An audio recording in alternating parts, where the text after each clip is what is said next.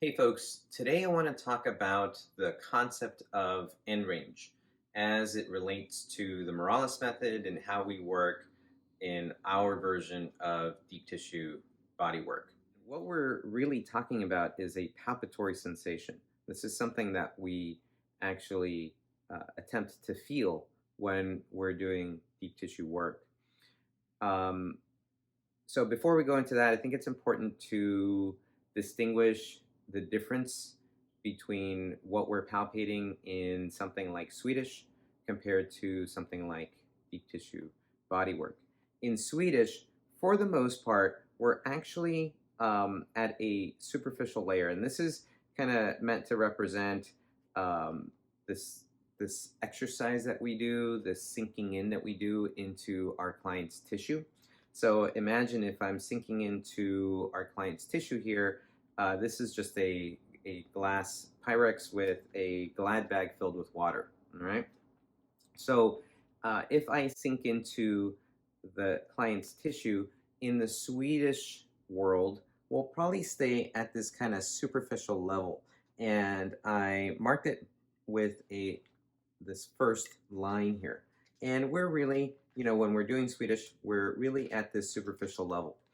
Now, what I want to make sure is for you to understand that just because Swedish may be working on the superficial level, may not necessarily be superficial work. All right, so that's not my intention here. Then we have this other idea, this other concept as it relates to deep tissue in the Morales method world, and that's the concept of end range. And what we mean by end range is this sensation you get when we sink in into our client's tissue to the point where we can't sink in anymore without being forceful. So notice with my hand as I was talking, I'm sinking in, sinking in, sinking in, and I essentially stop at that, what we call end range, this stopping point. So I can't sink in anymore without actually being forceful and forcefully pushing in, right? So that's what we mean by end range. When we do deep tissue work, we actually stay at this level of depth. And what I tell my students in class is that we want to really commit to this level of depth. We don't want to bounce off it and come down back on it, bounce off it, come back down on it. We actually want to stay at that level of depth because of what we're thinking that this may be the place where there could be a possible dysfunction. So if we find end range, then we start to work and then we start to go into other concepts such as directional resistance. But what I also want you to keep in mind is that it's very possible for, let's say, I made an example of end range being here in this particular part of the body. It's very possible that end range in another part of the body is actually not as deep. It's possibly a little more superficial. And so that's where I end up working. It's also possible that in a different part of the body, end range is way deep and I have to sink in and commit to a deeper layer in order to do the work. So when we talk about end range, really what we're talking about is honing that listening skill, honing that palpation skill to be able to tailor a session to your specific client.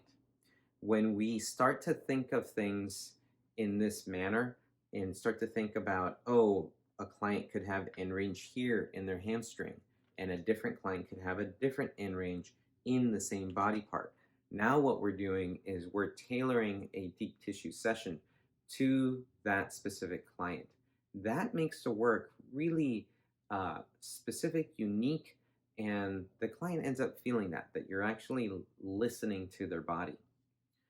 So one thing I want to make sure is that as you're looking at this model that we mocked up, I don't want you to think, oh, this looks like end range is 1 inch below the surface. That's what I have to do. No, that's not always the case. Um, you really have to hone your palpation skill to really feel where end range is on a particular client. This takes a while to practice. It takes many hours. It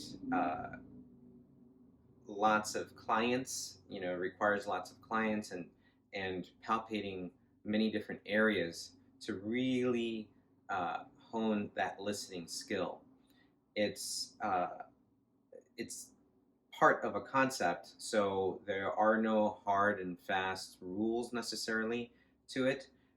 It is conceptual. It may be subjective as well, and that's one thing that we need to be clear on. I might be able to feel one level of end range, and someone else might be able to feel possibly a different level. So we have to be open to that because it is based on touch. When it's based on touch, then there is this possible subjectivity to it. So, one thing I don't want you to come away with is thinking, oh, it has to be certain number of millimeters into the skin, and you have to work from there. That's not always the case.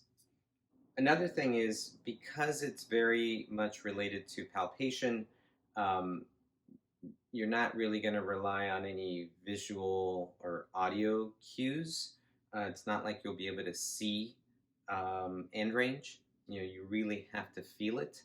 And again, practice is key. At some point, it's going to all click. It's going to make sense to you. You're going to feel it, and then you can go from there. Um, Overall, philosophically, it's an interesting concept to start to build a whole structure of deep tissue around. End range, along with the concept of directional resistance, really, like I said, is all pretty much subjective. Yet, when you put it all together, it creates this structure that really can yield results. And that to me is an interesting piece to it. It's not perfect, obviously, and it is difficult to measure. But I believe that once you start working with it and start to hone that palpation skill, it's going to inform your type of deep tissue work, and it's also going to inform other types of body work, other types of other modalities that you might be practicing. So, thanks for watching, you guys. I hope this video helped.